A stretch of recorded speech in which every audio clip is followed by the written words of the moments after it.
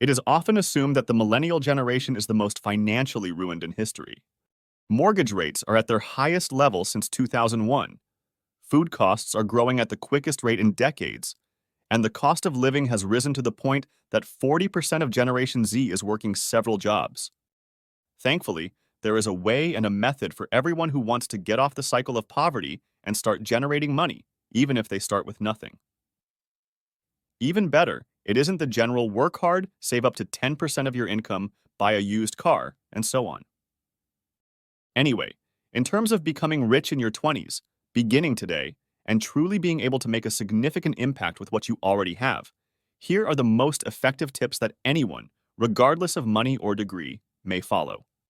Okay, before we go into the details, I just want to highlight something extremely important. Be cautious about who you listen to.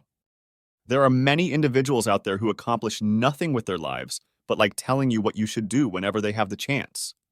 If you truly desire to make money, you must go against the flow and do what the majority of people fail to do, which includes just listening to those who are exactly where you want to be. There is a saying, don't take advice from someone you wouldn't want to trade places with. Following that, you'll limit your attention in terms of whom you listen to. Secondly, because the aim here is to accumulate wealth, you must generate a lot of money. However, one way to do so and help speed up the process is to have a decent credit score.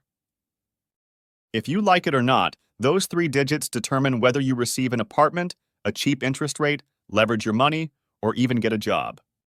This leads to the third step. You must gain as much work experience as possible. Every job you do will provide you with a new skill set that you can use in your future profession. And each time you try anything new, you'll discover what you enjoy, what you do not enjoy, what you're good at, and what you're bad at. And I can assure you that you'll make more money as an outcome of all of that.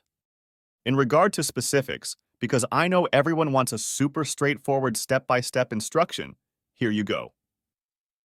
Firstly, you need to choose your dream job. Then, secondly, figure out how you can get going on it as quickly as possible. If your dream job requires a certain qualification, license, or talent, go ahead and pursue it. If you want to be an entrepreneur or work in certain fields where people work on a freelance basis, identify someone in that field and see if you could work for them, no matter if it's for free, to get experience so that one day you can do it on your own. Then, in third place, if you realize it's not an ideal fit, you aren't passionate about it as much as you thought you would, or it's different from what you imagined, try something else and repeat the process. And that brings me to my fourth point. If you want to make a lot of money, say more than $450,000 per year, you'll need to choose a firm that's scalable. Choose a profession that's not dependent on how many hours you work. It's important to start creating several sources of income. This stage is so important, in fact, that the IRS released their research on high-income tax returns to understand why rich people are rich.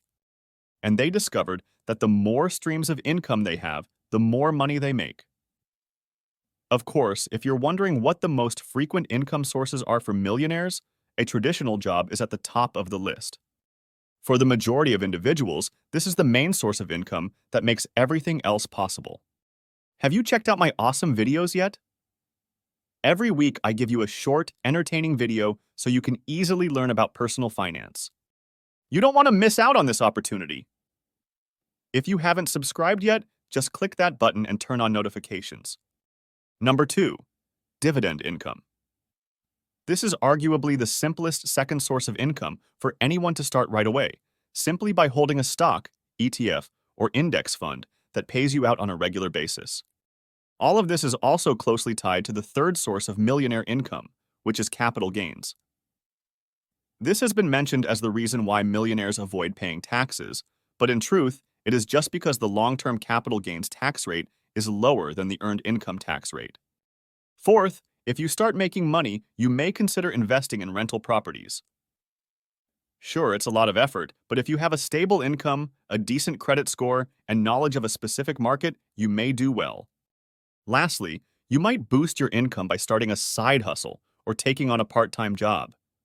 This is one of the most overlooked revenue streams that individuals aren't taking advantage of, in my humble opinion. Indeed, when you realize that people spend 2.5 hours every day on social media, Consider what people could do if they focused their attention on something more effective. Doing any form of side business aside from your primary source of income is not only an effective strategy to generate extra money, but it is also a fantastic way to diversify yourself in case something happens to your main source of income. Beyond that, regardless of how much cash you make, if you want to genuinely develop wealth, you must avoid what is known as lifestyle inflation. This is what happens when you make $40,000 a year, pay all of your expenses, have no complaints, and get by. But then you get promoted to $60,000.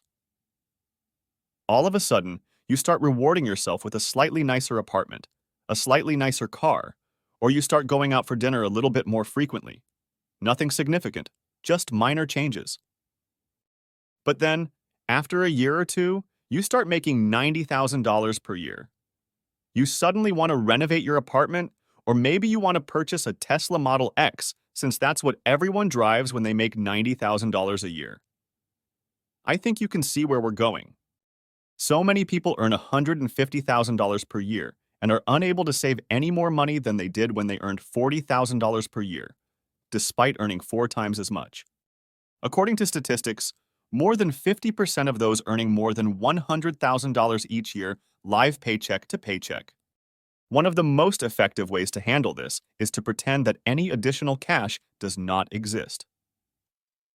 Maintain your current standard of living and quickly invest the difference.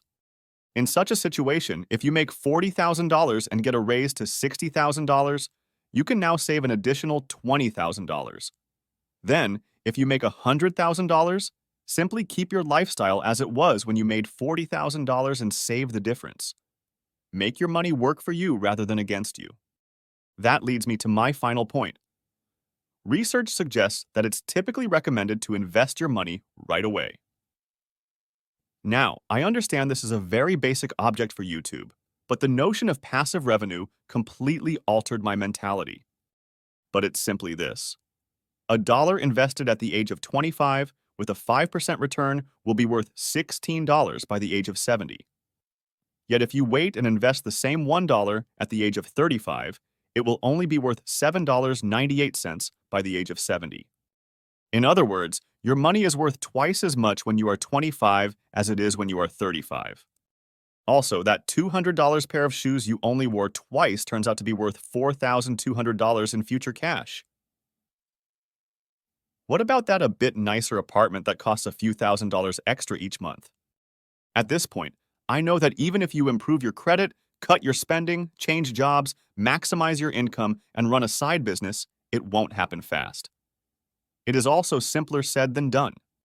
Even if you complete everything on the list, it is not a guarantee that you will become rich. However, you will have a much better chance of success if you are committed to increasing your income, living below your means, foregoing short-term discretionary income in order to invest immediately, and making it a goal that you must achieve by forcing yourself outside of your comfort zone. Thank you for joining me today. If you found this video helpful, don't forget to hit the like button and subscribe to our channel for more finance tips and insights. And as always, if you have any questions or suggestions for future topics, feel free to leave them in the comments below. Until next time, stay financially savvy and take care.